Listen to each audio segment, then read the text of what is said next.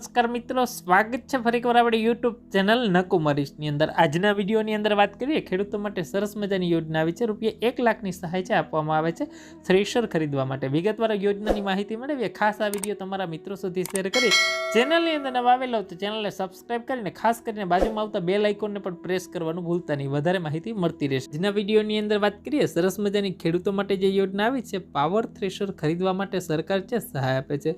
આ યોજનાના ફોર્મ હાલ આઈ ખેડૂત પોર્ટલ પર ખેતીવાડી યોજનાની અંદર આ યોજના શરૂ છે। વાત કરીએ હવે મળવાપાત્ર સહાય શું રહેશે। સામાન્ય જાતિના ખેડૂતો હોય તો ટ્રેક્ટર ઓપરેટર અથવા પાવર ટીલર ઓપરેટર છે તમારે 20 BHP સુધીનું થ્રેશર ખરીદવું હોય તો કુલ ખર્ચના 40% અથવા રૂપિયા 25,000ની સહાય છે, જે બેમાંથી ઓછું હોય એ તમને મળવાપાત્ર થશે।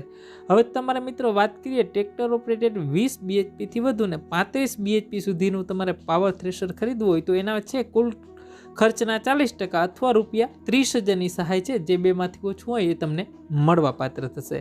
સામાન્ય જાતિના ખેડૂતો અને તમારે છે 35 BHP થી વધારેનું જો ટ્રેક્ટર ઓપરેટેડ છે પાવર થ્રેશર ખરીદવું હોય તો કુલ ખર્ચના 40% એટલે મહત્તમ રૂપિયા છે 80। તમે જો અનુસૂચિત જનજાતિ કે અનુસૂચિત જાતિના ખેડૂત લાભાર્થી હો અને ટ્રેક્ટર અને પાવર ટીલર ઓપરેટેડ છે 20 BHP સુધીનું ખરીદવું હોય પાવર થ્રેશર તો કુલ ખર્ચના 50% એટલે મહત્તમ રૂપિયા 30,000ની સહાય મળે, જે બેમાંથી ઓછું હોય તે બરાબર।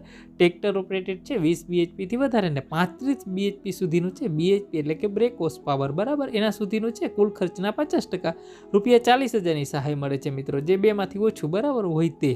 ત્યારબાદ આગળ વાત કરીએ 35 BHP થી વધારેનું તમારે પાવર થ્રેશર ખરીદવું હોય તો કુલ ખર્ચના 50% એટલે રૂપિયા 1 લાખ સુધીની સહાય છે।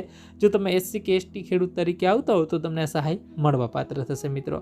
વાત કરીએ આની જે ખરીદી છે મિત્રો અધિકૃત વિક્રેતા હોય એના પાસેથી તમારે ખરીદી કરવાની રહેશે મિત્રો। ફોર્મ ભરવાની વાત કરીએ ઓનલાઈન જ અરજી કરવાની છે। આ ખેડૂતના માધ્યમથી 15/2/2024 ફોર્મ ભરવાની છેલ્લી તારીખ છે, વહેલા તે પહેલાના ધોરણે રહેશે મિત્રો। લાભ લેવા ખેડૂત ભાઈઓ છે મિત્રો આ ખેડૂત પોર્ટલના માધ્યમથી છે તમારે અરજી કરવાની રહેશે મિત્રો। અરજી કરી અને જ્યારે તમારી અરજી પાસ થાય છે મિત્રો ત્યારે તમારા ડોક્યુમેન્ટ છે જમા કરાવવાના થતા હોય છે મિત્રો। ફોર્મ છે તમારે ઓનલાઈન જ ભરવાનું છે। વધારે માહિતી માટે તમે આ ખેડૂત પોર્ટલનો સંપર્ક કરી શકો છો મિત્રો।